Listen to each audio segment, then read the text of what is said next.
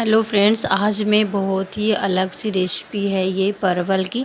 तो आप लोग को तो पता ही होगा कि हर एक किचन में अलग अलग टेस्ट होता है, अपना अपना बनाने का तरीका होता है।